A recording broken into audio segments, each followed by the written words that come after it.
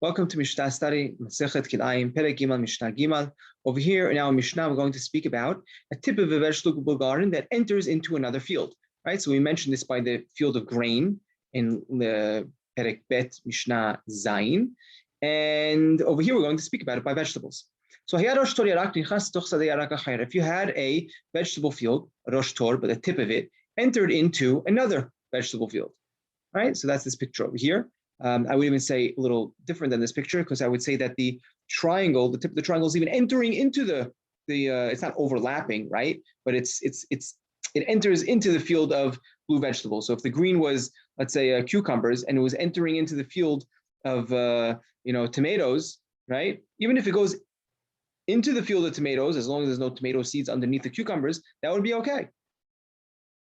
Right? Mutar, it's allowed because it looks like it's the end of his field. Let's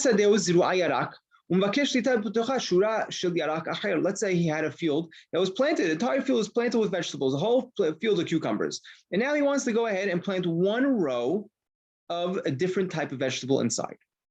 So how could you do this? Rabbi Ishmael Omer, Ad sheyeheh hatelem mefulash mirosh hasadeh ve'ad rosho.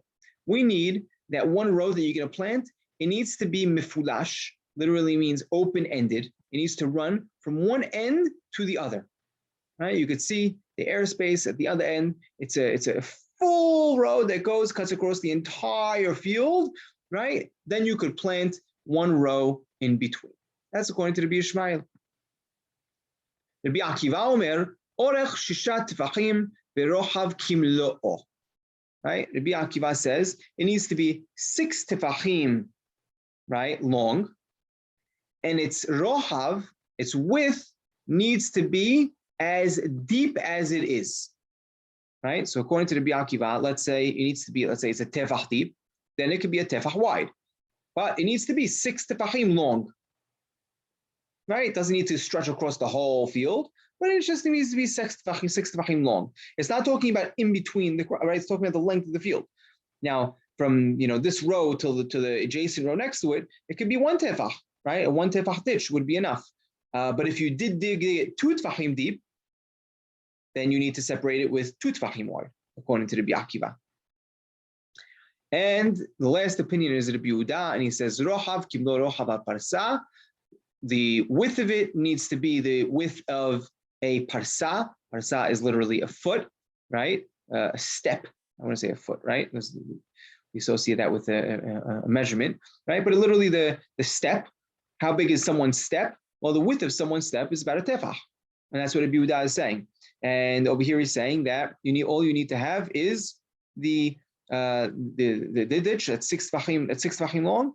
All it needs to be is 1 tefach wide. That's all you need. Now, why does he use the language of a parsa? Why doesn't he just say tefach, right? That would have saved us a lot of time and a lot more simpler. So Harambam explains over here that Rabbi Yehuda wanted to use the language of the pasuk itself. Right? Of course, the Yerushalmi, the pasuk says v'yishkita b'reglecha kigan hayarak, right?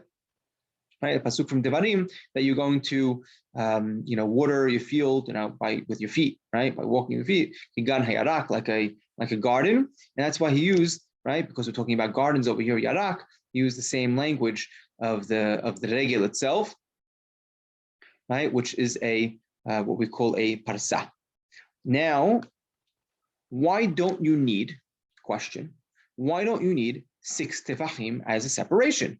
Remember we said, if you're separating a vegetable field from another vegetable field, you need 6 tefachim width to separate, right? Between each of the, the field itself and the row, right? So if I flip back to here, right, these light green, between the light green and the dark green should be 6 tefachim. Why are we saying 1 tefach is enough?